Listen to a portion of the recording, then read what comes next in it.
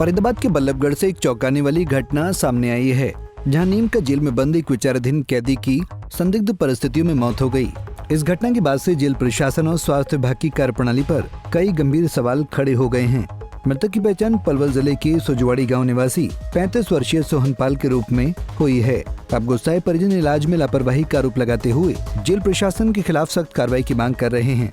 मैं मिलने गया था कल, तो फोन पर उसने मुझे बताया था परसों कि पापा मेरे को बुखार आ गया था, लेकिन ठीक हो गया, बुखार टूट गया। चलो खाना पीना सही रखियो, थोड़ा घूम फिर लियो। कल मैं मिल के आया तो कल भी वो बुखार बता रहा था, लेकिन इन्होंने उसको दवाई नहीं दिलाई। जेल वालों ने उसका ट्रीटमेंट सही नहीं कराया, ना हमें करें। मैंने कहा था, मैंने कहा जी उसको, हमारे बच्चे को बुखार है, उसकी दवाई हम नहीं करा सकते क्या? हमें कोई तरीका बताओ। उनका अपने वकील से परमिशन मंगवाओ, मजिस्ट्रेट से, और फिर यहाँ डीसी उसको दो, डीएसपी को आकर के, जेल सुपरिटेंडेंट को, तब जो है कुछ तुम कुछ कर सकते हो। ये बड़ा लंबा प्रोसीजर है। मैं चल के आया, फिर मैं वकील से जमानत की बात करी, उन्होंने कल करा दूंगा। इतने टाइम में ही रात को मेरे पास आज सुबह 4 बजे फ़ोन आता है जेल से कि जी आपका बेटा सोहनपाल आपका बेटा। मैं कि हाँ, कि वो हम उसको सीरियस हो गया था, उसको वहाँ बीके ले जा रहे थे और वो एक्सपायर हो गया। बीके में ले गए, वहाँ जाके भर्ती किया, इलाज के दौरान वो। मैंने कहा भाई क्या हुआ उसको ये तो बताओ। फ़ोन काट दिया, कोई बात नहीं सर। अब हमारी समझ में ये नहीं आ रहा कि कल मैं 1 बजे मिला हूँ तो बच्चा मेरे को ठीक दिखाई दे रहा। उसके बाद जज साहब कह रहे थे कि 6 बजे तक भी ठीक है, उसके दोबारा चेकअप हुए। फिर ऐसी क्या बीमारी हो गई जो अचानक उसको आधे घंटे में या 10 मिनट में उसकी जान ले गई? कितने बजे फ़ोन आया था आपके पास? मेरे पास 4 बजे फ़ोन आया शाम को, और यहाँ उन्होंने दाखिल किया 2 बजे। 1:40 पे ओपीडी कार्ड बनवाया। रात को 2 बजे उसको ब्रॉडबेड कर दिया। जब वो बीमार था, उसकी तबीयत ठीक नहीं, तो 6 बजे से 8 बजे से 9-10 बजे से वह जेल में क्या कर रहे थे? क्यों नहीं उसका ट्रीटमेंट कराया गया? इसका मतलब जेल की सरेआम लापरवाही की वजह से मेरे बच्चे की मौत हुई है। अब आप क्या चाहते हैं?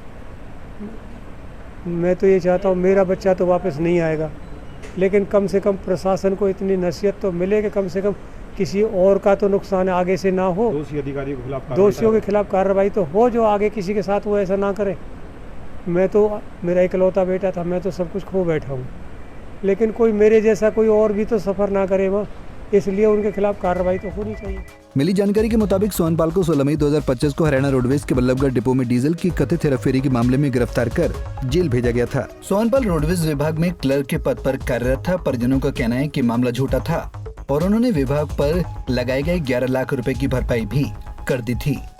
इतना ही नहीं, परिवार ने दावा किया था कि इस मामले को सुलझाने के लिए एक उच्च अधिकारी को 2.5 लाख रुपए की रिश्वत भी दी गई थी। बावजूद इसके सोहनपाल को जेल भेजा गया। परिवार वालों ने बताया कि वो हाल ही में सोहनपाल से मुलाकात करके लौटे थे। उस दौरान उसने हल्का बुखार होने की शिकायत की थी, लेकिन तबीयत खराब नहीं लग रही थी। लेकिन अगले ही दिन सुबह करीब 4 बजे उन्हें जेल से फोन आया कि इलाज के दौरान उसकी मौत हो गई। मामला ये है कि आज सुबह फ़ोन आया था तकरीबन 4 बजे के आसपास। पुलिस की किसी मुलाजिम ने, वहाँ पर जेल प्रशासन के मुलाजिम ने फ़ोन किया था कि आप आ जाइए बीके हॉस्पिटल, आपका बच्चा एक्सपायर हो गया। वो 16 मई को किसी झूठे मुकदमे में उसको अरेस्ट किया गया था। मुकदमा 1 साल से ट्रायल में था और उस केस में उनसे पैसे भी लिए गए थे। 11 लाख रुपए एक लिए थे, 2.5 लाख रुपए एक लिए थे कि भाई FIR नहीं होगी, और झूठे मुकदमे में उनको फंसाया गया। और कहीं ना कहीं जेल प्रशासन की मिलीभगत से और नेग्लिजेंसी की वजह से उस बच्चे की डेथ हुई। अगर समय से उनको इलाज मिल जाता, हो सकता है वो बच्चा जिंदा होता। क्योंकि कल भी मिलने गए थे परिजन हमारे, तो बच्चे को हल्का सा फीवर था।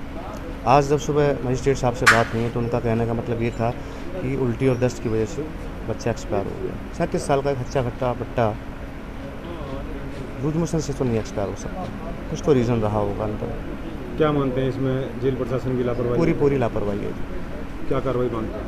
दोषियों को सजा होनी चाहिए और किसी और निर्दोष के साथ जो है भविष्य में ऐसा ना हो। हमारे पास तो एक लेटर आया था कि ऐसे एक सोरन नाम का था कि विचाराधीन, और उसकी तबीयत ज़्यादा ख़राब हो गई और वो हॉस्पिटल में एक्सपायर हो गया। कार्रवाई के लिए आए तो हमने वहाँ उसको लेटर को लेके DD काट के रोज़ नाम से रिपोर्ट लिख के और 196 की जो कार्रवाई होती है मजिस्ट्रेट कार्रवाई, पूरी कार्रवाई करके यहाँ मजिस्ट्रेट साहब को दे दी। अभी मेडिकल होगा, मेडिकल के बाद जो भी तथ्य सामने आएंगे उसके हिसाब से कार्रवाई की जाएगी। पोस्टमार्टम रिपोर्ट कब तक मिलने का आसार है? पोस्टमार्टम रिपोर्ट तो अभी पोस्टमार्टम हो रहा है, डॉक्टर साहब से संपर्क करके 1 या 2 दिन में मिलेगी, मिलते ही तुरंत कार्रवाई की जाएगी। प्रथम दृष्टया क्या लग रहा है जी आपको, आप कार्रवाई कि इसका फादर ये ऐसे कह रहा था, कल मिलने के जा रहा था, तो इसको 2-3 दिन से बुखार आ रहा था, तो ये अभी बता नहीं सकते इसमें अभी क्या है। अब पुलिस इसमें क्या कार्रवाई करिए जी? पुलिस नहीं की, मजिस्ट्रेट कार्रवाई हुई है जी ये अभी आप मजिस्ट्रेट तफ्तीश के लिए आए ना आप तो? मैं तो तफ्तीश के लिए मजिस्ट्रेट के सहायक के लिए आया हूँ, उनकी कागज़ों की पूर्ति के लिए। कौन से थाने से आप? मैं सदर थाने से हूँ, सदर बल्लभगढ़ से। जो भी कार्रवाई कर रहे हैं मजिस्ट्रेट साहब कर रहे हैं, और मजिस्ट्रेट साहब ने फादर के उनके सबके बयान लिए हैं। अपरजन जेल प्रशासन और स्वास्थ्य विभाग पर लापरवाही का आरोप लगा रहे हैं। उनका कहना है कि अगर सोनपाल के इलाज में गंभीरता दिखाई गई होती तो आज उनके इकलौते बेटी की मौत नहीं होती। अब पुलिस ने शव को कब्जे में लेकर पोस्टमार्टम के लिए भेज दिया है। इसके अलावा स्वास्थ्य विभाग की ओर से डॉक्टरों की एक बोर्ड टीम का गठन किया गया है, जो पोस्टमार्टम रिपोर्ट आने के बाद मौत के असली कारणों का खुलासा करेगी। फरीदाबाद से अनिल राठी, पंजाब केसरी टीवी। हमसे जुड़े रहने के लिए हमारे YouTube चैनल को सब्सक्राइब करें और नई वीडियो की नोटिफिकेशन के लिए बेल आइकॉन को दबाएं। अगर आप ये वीडियो Facebook पर देख रहे हैं तो लाइक जरूर करें और ज्यादा से ज्यादा शेयर करें। धन्यवाद।